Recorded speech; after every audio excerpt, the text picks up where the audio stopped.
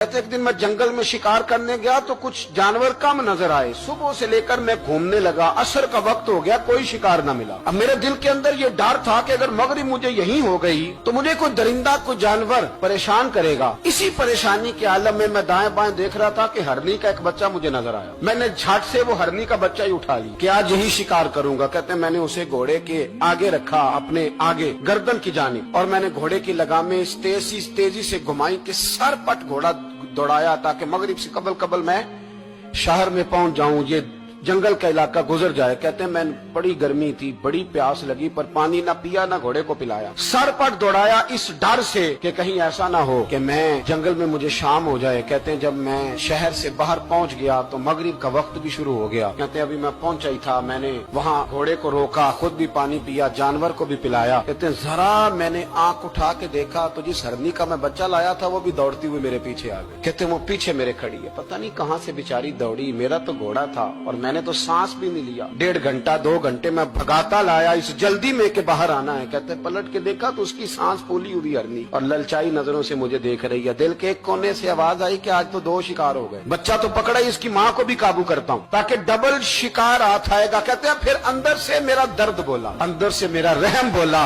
एक माँ अपना बच्चा लेने आई और इस तरह तो उसे तकलीफ नहीं दी जा सकती कि उसे ब्लैकमेल करके माँ को भी रख लिया जाए। कहते हैं जब मैंने उस हरनी की तरफ देखा तो उसकी नजरों में सवाल था, उसकी नजरों के अंदर सवाल था, कुछ मांग रही थी।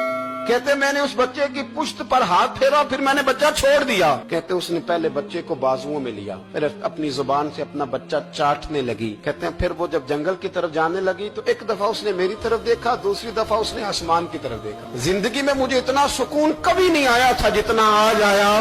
कहते मैं घर गया, इशा की नमाज पढ़ी, बावुजू मैं बिस्तर पे लेट गया। लोगों मेरे नसीब देखो, मुझे मदीने वाले महबूब का दीदार नसीब हुआ। रसूल करीम अलैहिस्सलाम मेरी ख्वाब में आए, मैं रोने लगा। घर महक उठा, फूल खिलने लगे, खुशबुएं बिखरने लगी। कहते महबूब करीम तशरीफ लाए और क्या खूबसूरत जुमला है। महबूब फरमाने लगे ओ सुबकुतगीन, अगर तुझे बादशाह बना दिया जाए तो इंसानों के साथ भी इसी तरह रहम करेगा ना जिस तरह आज हरनी के साथ किया है। अगर तुझे बादशाह बनाया जाए तो रवैया यही रखेगा या बदल जाएगा। कहता मैं रो पड़ा। मैंने कहा यार सुल्ला, मैं तो गुलाम बनने के भी काबिल नहीं तो बादशाह कैसे बनूंगा। फरमाया तेरी आज की अदा बड़ी पसंद आई है, अर्श के मालिक ने तुझे बादशाह बनाने का फैसला कर